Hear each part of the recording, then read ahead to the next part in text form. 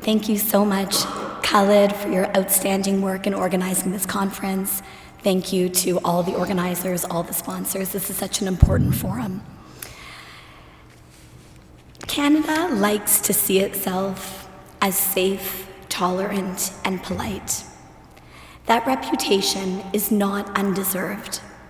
We are a country built on peace, order, and good government, a place where ordinary people still expect disputes to be resolved through dialogue, ballots, and courts, not fists or bullets. But tolerance without conviction can slide into complacency. And complacency is fertile ground for extremists who are louder, more disciplined, and far more willing to sacrifice. Across the Western world, the foundations of liberal democracy are being tested by polarization, intimidation, and a growing tolerance for hatred masquerading as moral virtue. We see it in our politics, in our classrooms, and increasingly on our streets. Canada is not immune from religious radicalism and imported sectarianism to conspiracy-driven movements and ideological extremes. The norms that once held our civic culture together are fraying. One of the clearest examples of this unraveling is the alarming resurgence of antisemitism, a phenomenon that has become a stress test for our democratic values. I mention this not to single out one community, but because democracies that cannot protect a minority's right to safety, dignity, and truth soon fail to protect anyone's. When hate speech, harassment, and intimidation are tolerated under the banner of activism, it signals a deeper corrosion of civic order and national resilience. Anti-Semitism has become a key entry point for extremist ideologies that reject the principles underpinning open societies, the rule of law, factual debate, and equal protection for all citizens. This is a Canadian problem and a broader Western problem because it exposes the limits of our current model of multicultural tolerance. If we cannot draw clear moral and legal boundaries around hate, cloaked in identity or ideology, we invite authoritarian thinking into our democratic bloodstream. Civil resistance is often associated with countries under dictatorship or armed conflict. But civil resistance is every bit as necessary in Canada. Our threats look different, but they are real. And whether our democracy proves resilient or fragile will depend on how we mobilize the middle.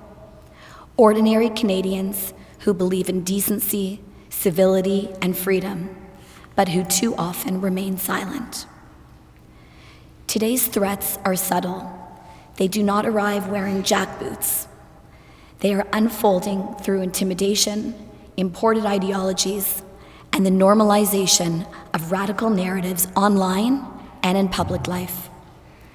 A culture of grievance politics and identity essentialism at its extremes rejects liberal democracy altogether.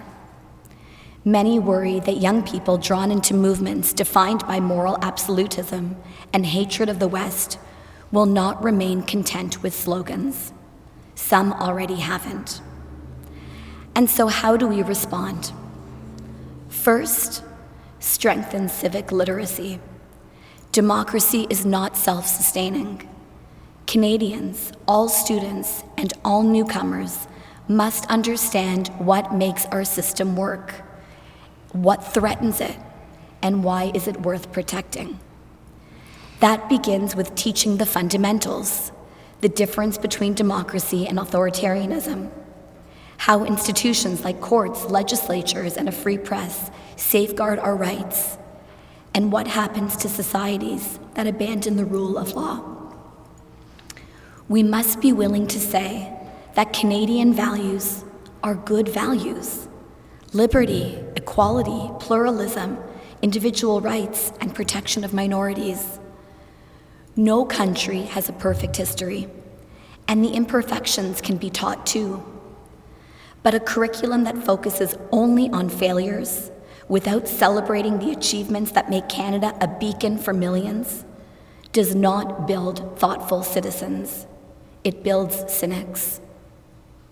Civic education must cultivate pride in a shared national identity grounded in freedom and fairness, while equipping Canadians to confront the imperfections that remain. Civic literacy must also include the discipline of honest language.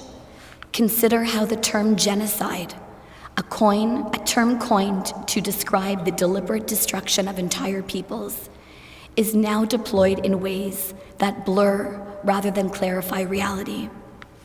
Or how fascist and Nazi, once used to describe totalitarian regimes with specific ideologies and crimes, are now thrown at anyone who disagree too forcefully.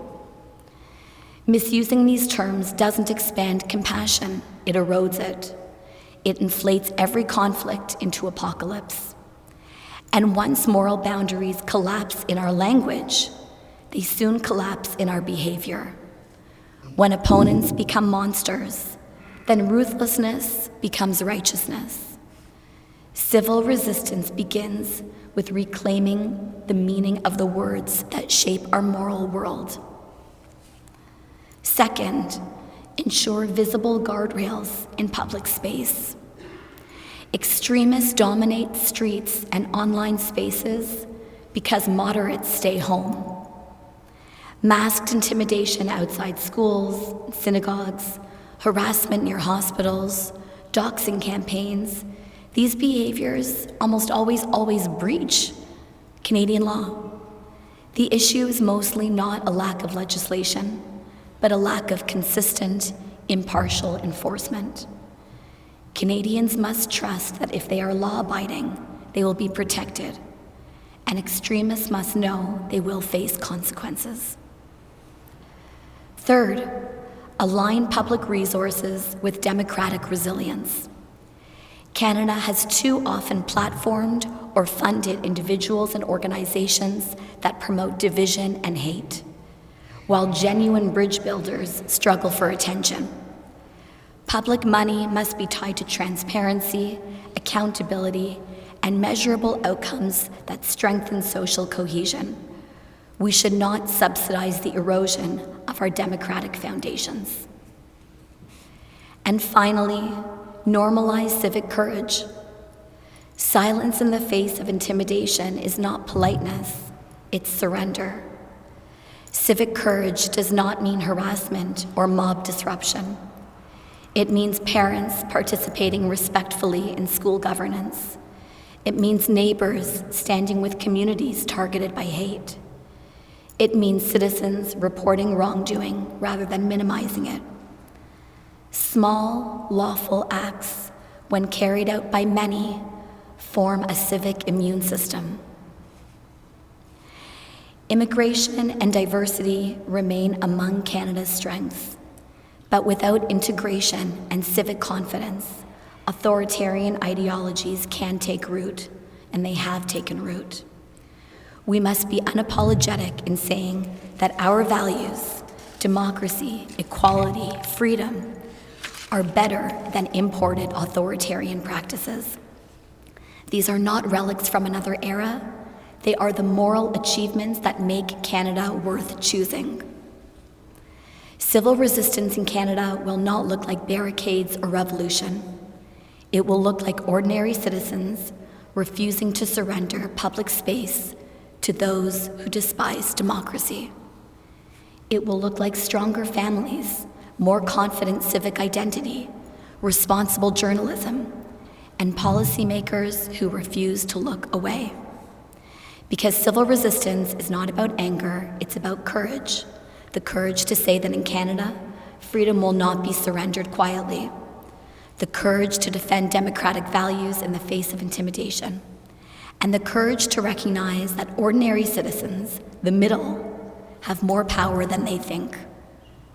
If extremists can commit their lives to destroying what Canada stands for, Surely moderates can commit their voices, their presence, and their civic pride to protecting it. Thank you very much.